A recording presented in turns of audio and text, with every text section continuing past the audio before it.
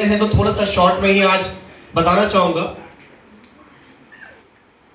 अभी मैं जब पुराने दिनों को याद करता हूं तो क्यों याद करना पड़ता है, क्योंकि शुरुआत कहां से थी कभी भी भूलना नहीं चाहिए। जब आदमी कहीं पहुंच जाता है ना तो उसको ये नहीं भूलना चाहिए कि मैंने शुरुआत कहां से की थी। जब भी आप जमीन से जुड़े रहेंगे तो कभी भी आसमान छूने से बचेंगे भी नहीं सर। जो जमीन से जुड़ा है वही आसमान को छुएगा। तो जिंदगी में आगे बढ़ना है तो कभी अपनी जमीन को नहीं छोड़ना चाहिए। तो मुझे याद आता है जगदलपुर में वो एक रूम का मकान, जगदलपुर जानते हैं जी, छत्तीसगढ़ में ही है। यस। एक रूम का मकान, और उस मकान था खपरेल का। खपरेल समझते हैं? यस। खपरेल के मकान में बाकी कोई समस्या नहीं होती, ठंड भी चल जाता है, गर्मी भी चल जाती है, लेकिन बारिश बड़ा परेशान करता है। क्योंकि जब बारिश तेज होती है ना तो पानी घर के अंदर आ जाता है। तो बारिश के दिनों में हम हर जगह से बर्तन लगाकर रात रात भर जाग के गुजारते थे। एक ही रूम का मकान था, खाना भी वही, सोना भी वही। एक रूम के मकान, एक खपरेल के रूम में हमने जिंदगी कई साल गुजारे हैं। मुझे याद आता है कि हमारे सामने, घर के सामने में किराना की दुकान हुआ करती थी, और चूंकि घर की हालत बहुत अच्छी नहीं थी, हमेशा तो मीठा नहीं बन पाएगा ना जी, लेकिन जब कोई त्योहार होता है तो आदमी मीठा लेता है या नहीं लेता है?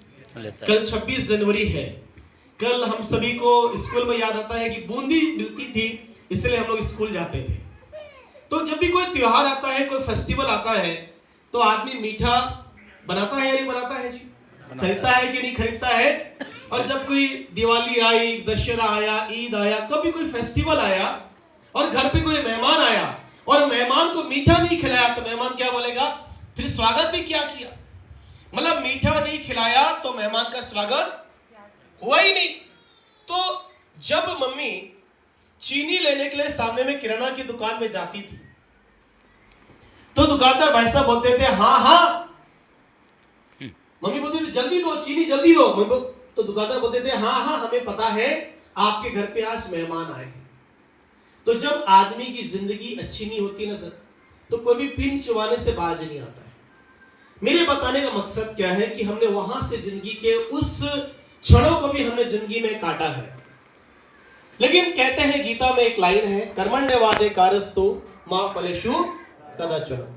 यानी कि अगर आप किस्मत का ढिंडोरा नहीं पीटते रहेंगे कि सर मुझे तो गरीबी घर में पैदा किया, मेरे पापा जी ने मेरे लिए कुछ किया ही नहीं, मुझे तो अच्छी पढ़ाई मिली नहीं, मुझे तो अच्छा परिवेश मिला नहीं, अगर हम किस्मत का ढिंडोरा पीटने की बजाय जिंदगी में कुछ करने की शुरुआत कर देंगे तो गीता में कहा गया है कर्मण्यवाधिकारस्तु मा फलेषु कदाचन।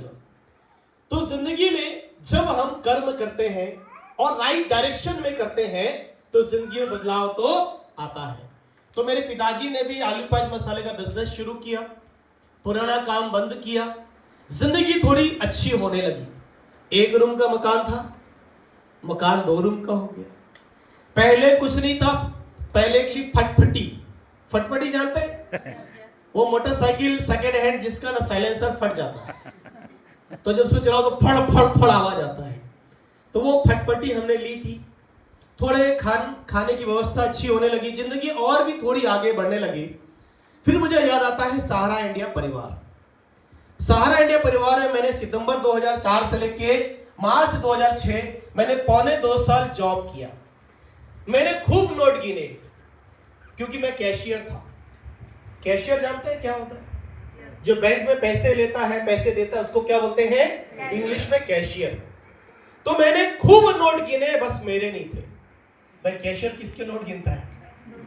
दूसरे के नोट गिनता है। तो मैंने सितंबर 2004 से लेके मार्च 2006 तक खूब नोट गिने दूसरे के, और मेरी जो सैलरी थी इंसेंटिव मिला के फरवरी 2006 में वो थी महीने की 25,000 प्लस। आज से 19 साल पहले कोई लड़का 25,000 कमा रहा था सर, तो अच्छा था कि खराब था? अच्छा था।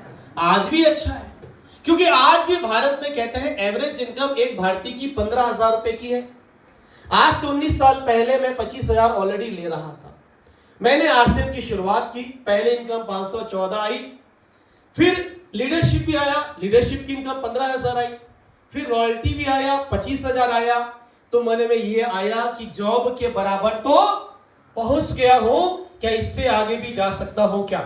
उससे आगे भी गए, टेक्निकल गए, टेक्निकल की इनकम 50,000 की आई। और आज मुझे गर्व होता है, अगर मुझे लाखों रुपए महीने के आते हैं तो इसका 10 गुना ज्यादा पैसा टीम चैंपियन में जाता है। ये मेरे लिए सर गर्व की बात है। वाह। जिंदगी में बदलाव आया, चेंजेस जिंदगी में आए। एक रूम का मकान था, आज रायपुर में हमने 2 करोड़ का फ्लैट लिया, 7 बेडरूम है, 2 हॉल है, किचन है। बोलो आरसीएम किया अच्छा या खराब? क्या किया? बहुत अच्छा। अच्छा किया या खराब किया जी? अच्छा। पहले बेकार था, यानी कार नहीं थी, अभी 3 कारें हैं। बोलो आरसीएम किया अच्छा किया या खराब किया? अच्छा किया। आज मेरा बेटा आरसीएम की वजह से रायपुर के सबसे बढ़िया स्कूल में पढ़ता है। अगर आज मम्मी पापा की बात करेंगे तो वो जो करना चाहते हैं कर पाते हैं। अगर बात करूंगा, हमारा मिशन है स्वास्थ्य क्रांति।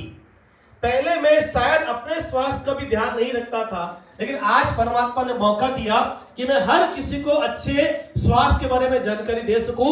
बोला अच्छा किया या खराब किया जी? अच्छा किया। पहले जिंदगी में कोई मकसद नहीं था, अब जिंदगी का मकसद है महिला सशक्तिकरण।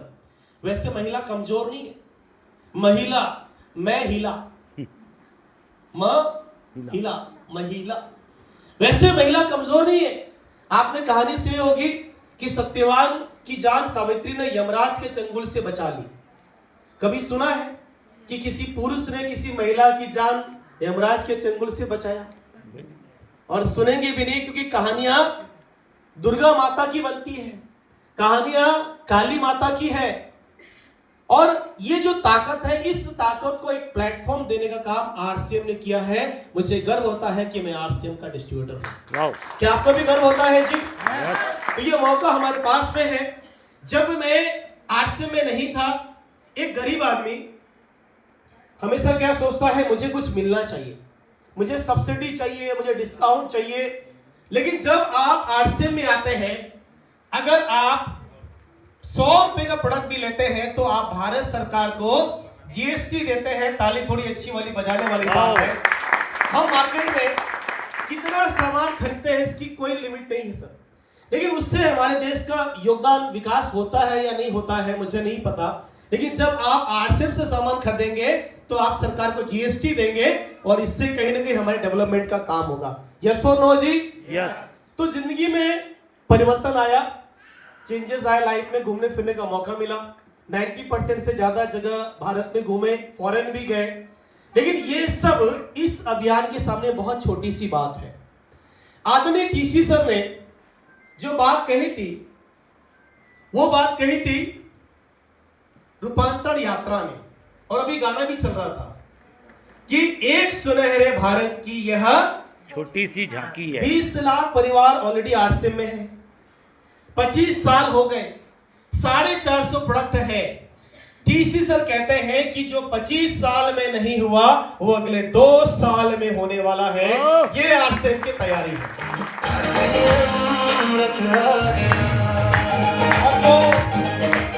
दो लाइन सर ने बोली कि एक सुनहरे भारत की यह छोटी सी झांकी है।